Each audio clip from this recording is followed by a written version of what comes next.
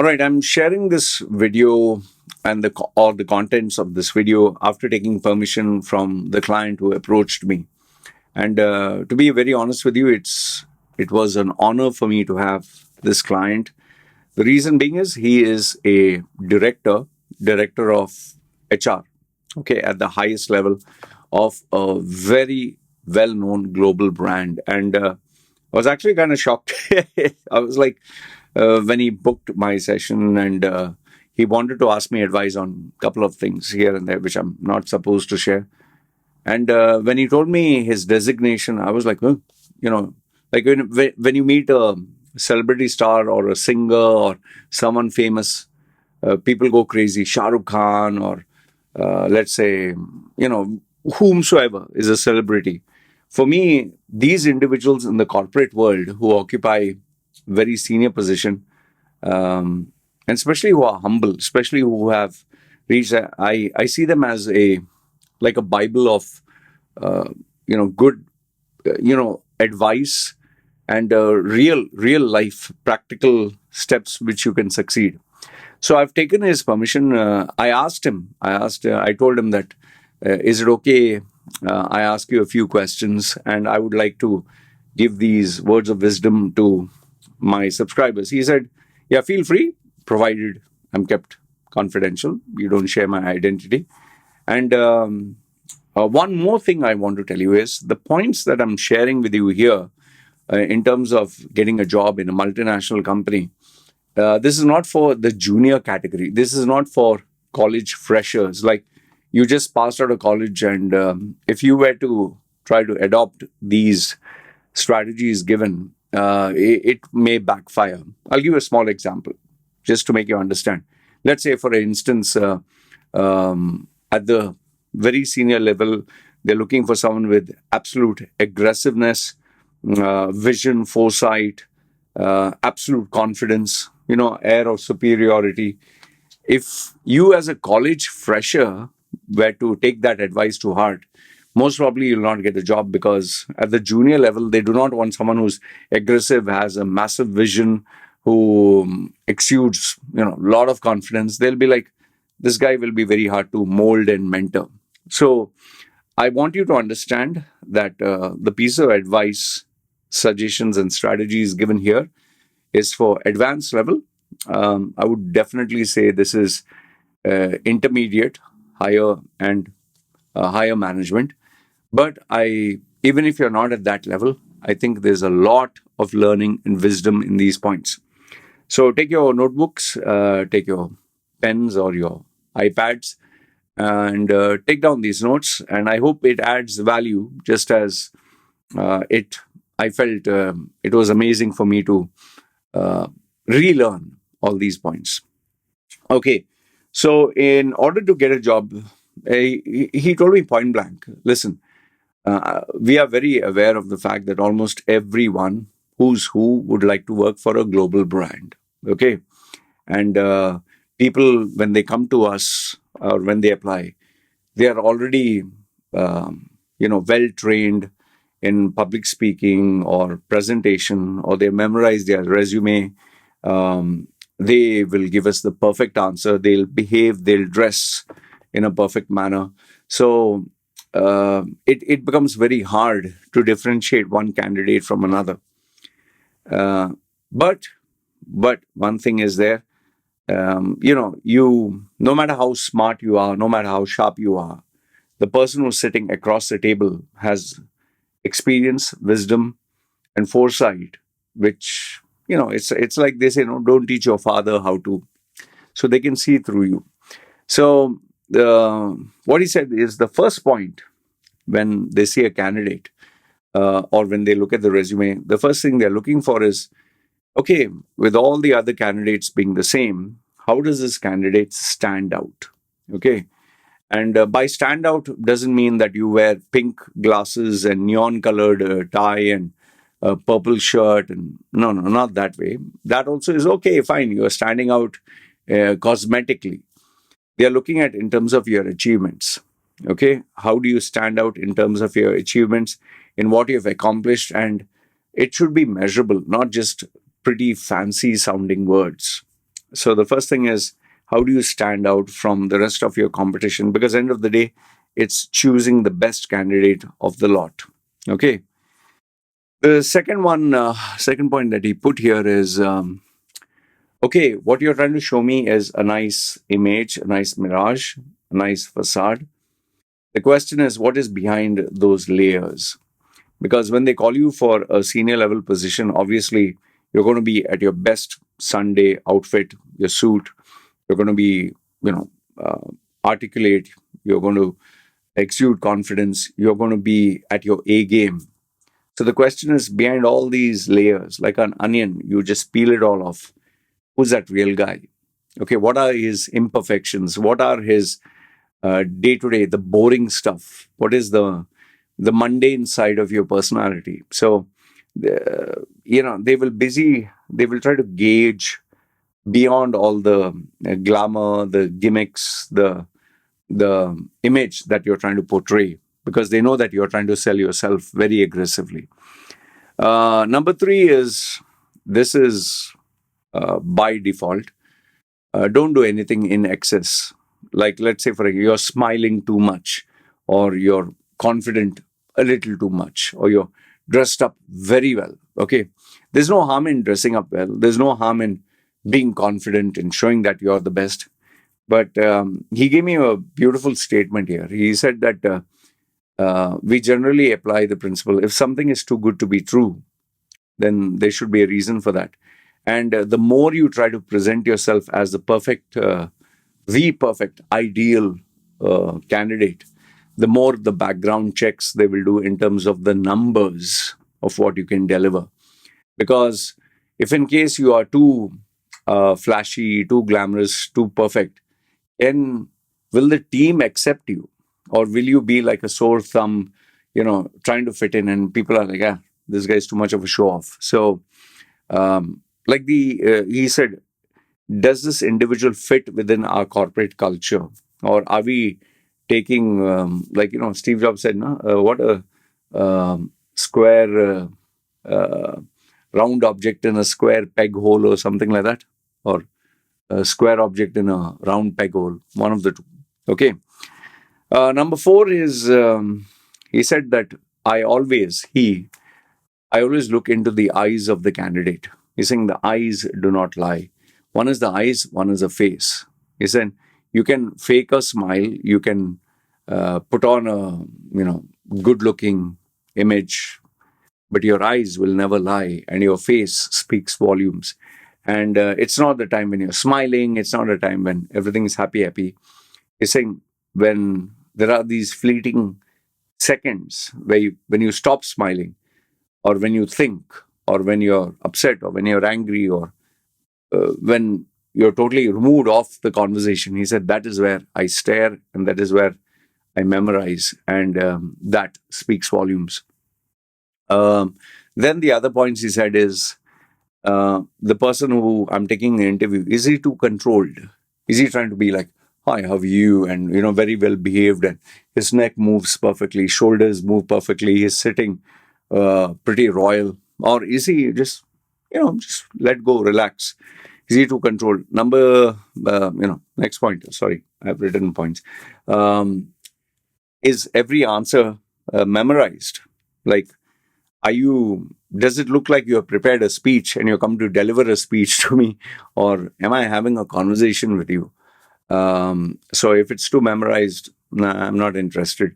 I want to just talk to you like a guy, man. Just what's happening, Number seven is, this he told me, if someone is too perfect, then they don't fit into our organization, because perfection means perfection raises a lot of questions. If you are that perfect, that organization, previous one, would never leave you. If you are so perfect, why aren't we having 4 or 5 competitors, knocking on the door and asking for you? Like, why haven't we heard of you if you're that perfect? Okay. So especially when you market yourself perfect, means this is an opportunist. He's constantly looking for better opportunities. Number 8, or the next point is, yes, you want the job. Okay. Yes, we know that you want the job. You're come here to apply for the job. Do you want it like very desperately, or do you just want it, or is it just like, nah, if I get it, I get it. I don't care others. Or are you just come here to just get a practice for the interview? So they will always try to figure out which category do you come under. And if you want the job bad, if you're the type of candidate, this is my dream. I wanted to work for this company. Okay, what's the balance between being desperate that you really want this job, or is it something that was a vision, that was a burning desire, a goal that you have? And yes, the question further on is, let's say we give him this job, he achieves it. What is his next step? What does he want to move from here? Where does he want to move? And then why did he come here? Why didn't he, go somewhere else? So there are a lot of these questions asked. Then next point is a very simple, straightforward. Do you want the job or you don't? Okay. And if you want the job, okay, uh, what bracket salary? Okay, I want the job at this salary. What if you lower it? No, then I don't want the job. So is money your driving force? Is the position designation your driving force? Is it the other add-ons like, you know, uh, you don't want to work in these timings, or you prefer to work 5 days a week, or you're looking at a hybrid kind of work from home, or you don't like to be micromanaged, or you like to take things in charge. So they try to figure out all these parts to your personality. Next point is, when they sit and discuss after the candidate, they always ask the question, does he offer value? Will he offer value to this position? And will the value be greater than what we had before? Will the value be greater than the salary that is paid? And how long will the value continue? Like, it takes 3 months to 6 months to kind of get into the culture. So after that, okay, will the value increase? Will it remain same? Or will it, die down? And if in case the person stays only 1 year, 2 year, what's next? Um, the next point is, do you fit into the corporate culture? Because here you're talking of different people with different timelines, different egos. You have to, you can't be the new kid in the block and piss off people or be indifferent. People have to like you, or if they don't, they're not in love with you or not crazy about you, they have to accept you. Okay, so you joined. How well do you fit in? Are you malleable? Are you, um, can you get along with different people? You don't have to be a crowd pleaser, but where does it fit in? Because you're a new person, they'll be a little aloof. They'll try to judge you. They'll try to evaluate you. So how would the existing teams feel, and where would you best fit in? Then this is another question which I never thought they ask is, if I do take this guy, what are uh, what is the opportunity cost? What did I lose? The other candidates, what benefit I could get? I lost something there. So if I take this guy, what did I lose? And what will I actually regret? If I take this guy and it proved to be a mistake, what would be the biggest regret, okay, of taking him? What would be the price to pay? What would be the damage of taking this guy? Because obviously, everything is like business, risk, reward. So I took this guy, turned out to be a mistake. What do I lose? Then the next point is, do I like the guy?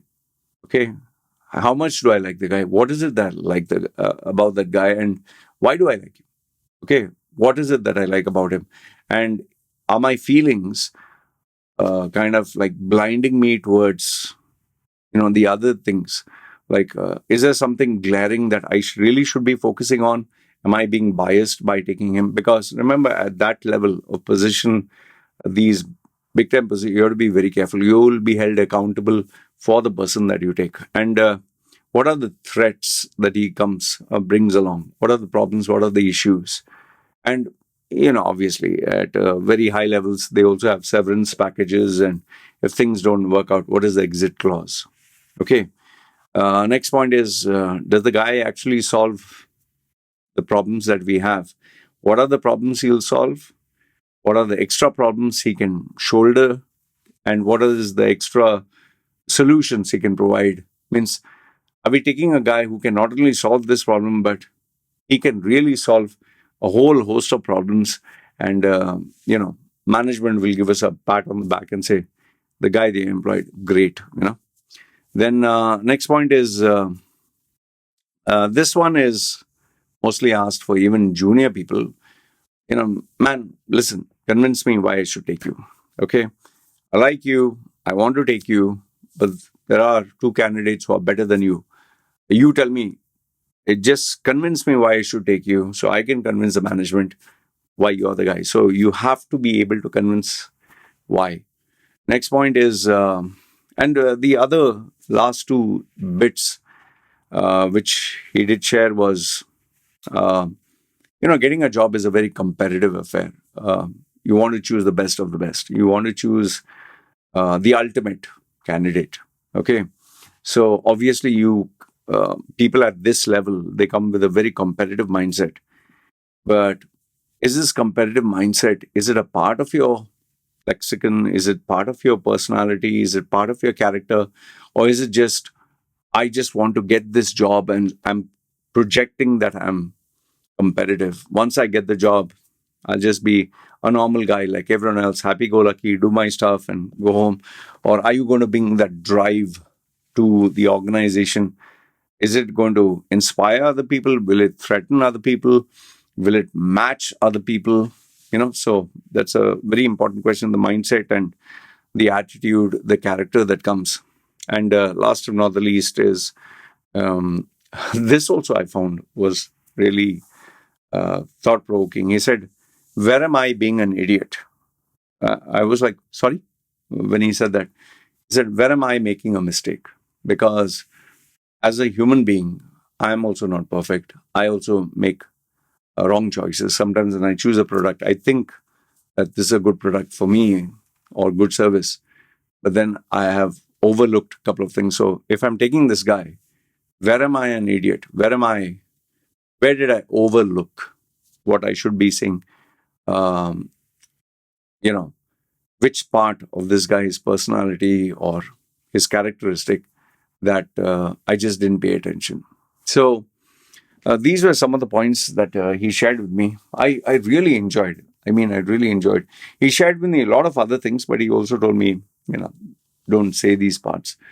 But the wealth of information, the wisdom that is there in the points that he discussed, especially at the senior level of being an HR, I mean, unbelievable. And I think he summed it all up in the end by saying, hey, this is what he said. He said, it's employing people at these multinational companies and at this level is like this, a marriage. It's a very serious decision. It's a long-term decision. You're looking for a partner that can completely, elevate you from where you are to another level. And you also want to add value to the person. And when you're getting married, everything is happy go lucky. But when it's a divorce, then, it leaves a bad taste in the mouth. So he said, we always consider it's going to be like a marriage. We need to make sure that it survives the long term, the ups and downs. And we are inviting this person to be part of our family, part of our culture, part of our tradition, the way the company is run. We want to make sure that we don't mess it up, because end of the day, if you do take a wrong choice, then it affects not only the person who made the decision, it affects everyone, because people will talk about it. So yeah, this is what he shared. Very insightful. I don't know if this added any value to you guys, but for me, it definitely added value and made me think a lot of things. So let me know if you found this as enjoyable as I found it when I had the conversation with him, and which among all of them is the point that you really feel absolutely stood out. One final thing, what he said was, we definitely are searching for tomorrow's leaders, people who aspire for greatness. He's saying people whose obsession is not just work, not just making money, also their own personal brand, their integrity, and the legacy that they want to live. I know, very hi fi sounding words, but if you really focus on what he said, it makes a lot of sense. It has a lot of depth to it. So, yeah, this is what I wanted to share. Let me know your thoughts in the comments below, good, bad, ugly, and feel free to uh, tell me if you'd like such videos and more of them. Okay. Having said that, you guys take care. This is me signing off.